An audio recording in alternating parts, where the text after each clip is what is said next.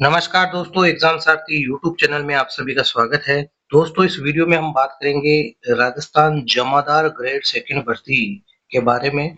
कल जमादार grade second भर्ती का पेपर हुआ और पेपर के स्तर को देखते हुए कैंडिडेट्स का जो फीडबैक मिला है उसके आधार पर इस बार कट ऑफ क्या रह सकती है वो एनालिसिस करेंगे।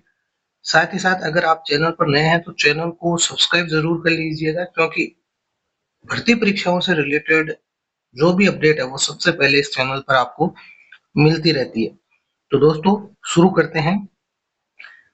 कल जो जमादार ग्रेड सेकंड भर्ती की परीक्षा हुई उसमें उपस्थिति लगभग 68-69% रही और ये लगभग सभी जिलों में यही उपस्थिति रही है। आप आलोक राज जी का ट्वीट भी देख सकते हैं, जिन्होंने बताया कि 58,000 कैंडिडेट्स बैठे हैं भर्ती में, जो कि 69% उपस्थिति को दर्शाते हैं। तो ये ऑफिशियल डेटा है।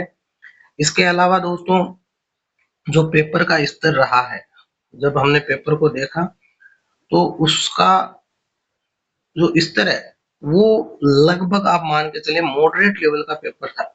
काफी क्वेश्चन ऐसे भी थे जो इजी थे, लेकिन जो क्वेश्चंस का फॉर्मेट था, मैच द कॉलम, इसके अलावा कथन कारण वाले क्वेश्चंस की भरमार थी। तो कथन कारण वाले क्वेश्चंस इस तरीके से बनाए गए थे कि दोनों कथन सही होने के बाद भी आप ये तय नहीं कर पाते थे कि कारण जो है वो कथन का सही एक्सप्लेनेशन है। तो कहीं कहीं छोटी सी मिस्टेक देख करके जो कथन है या कारण है उसमें गड़बड़ी की गई थी, ताकि आपकी पकड़ में ना आए और वो आपसे मिस हो जाए। इसी तरीके से दोस्तों बहुत सारे ऐसे क्वेश्चंस थे, जैसे कि सास बहू का जो मंदिर है ये मैच द कॉलम में आया था, एकलिंग जी का मंदिर, आदिवासियों का कुंभ। कुछ क्वेश्चन डायरेक्ट भी पूछे गए थे, गणगौर किस त्योहार से किन देवताओं से संबंधित है। इसके अलावा जो ऐतिहासिक घटनाएं हैं, जैसे कीर्ति स्तंभ के रचयिता कौन थे, केसर सिंह बारठ, इनका संबंध कहाँ से था, ये भी क्वेश्चंस। ज्यादातर जो क्वेश्चंस है कालक्रम पूछा गया था, राजाओं का, वंश का, घटनाओं का। तो सारे जो क्वेश्चंस है वो ज्यादातर मैच द कॉलम में थे। यहाँ तक कि मैथ का भी एक क्वेश्चन, चक्रवृद्धि ब्याज निकालने वाला क्वेश्चन, जिसमें 4 डेटा दिए हुए थे और उनके सामने 4 चक्रवृद्धि ब्याज की अलग कॉलम में दिए हुए थे, उनको मैच द कॉलम में करना था।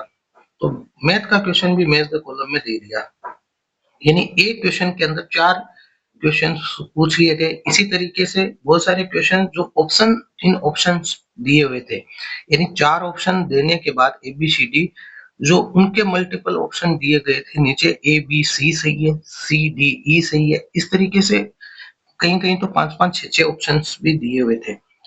तो कुल मिलाकर के क्वेश्चन पेपर को टफ बनाने की, या यूं कह सकते हैं कि एक तरीके से टाइम कंज्यूम करने वाला पेपर बनाने की कोशिश की गई। तो पेपर का स्तर मॉडरेट कहा जा सकता है, इजी तो बिल्कुल नहीं कहा जा सकता। मॉडरेट टू टफ की कैटेगरी में आप रख सकते हैं, लेकिन मॉडरेट में ही इसलिए रखेंगे क्योंकि बहुत सारे क्वेश्चंस जो है वो इजी स्तर के भी थे।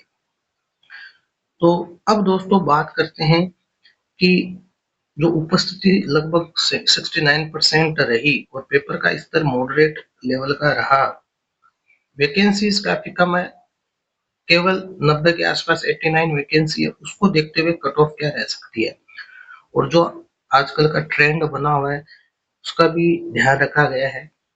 तो दोस्तों, उपस्थिति को देखते हुए और जो पेपर के स्तर को देखते हुए कैंडिडेट्स का जो फीडबैक मिला है उसके आधार पर जनरल कैटेगरी की जो कट ऑफ है वो लगभग 86 टू 90 के बीच रहेगी। जी हाँ दोस्तों, ये जो 2 गुना की कट ऑफ है आपकी, वो 86 टू 90 के बीच रहेगी। इस चीज का आप ध्यान रखें।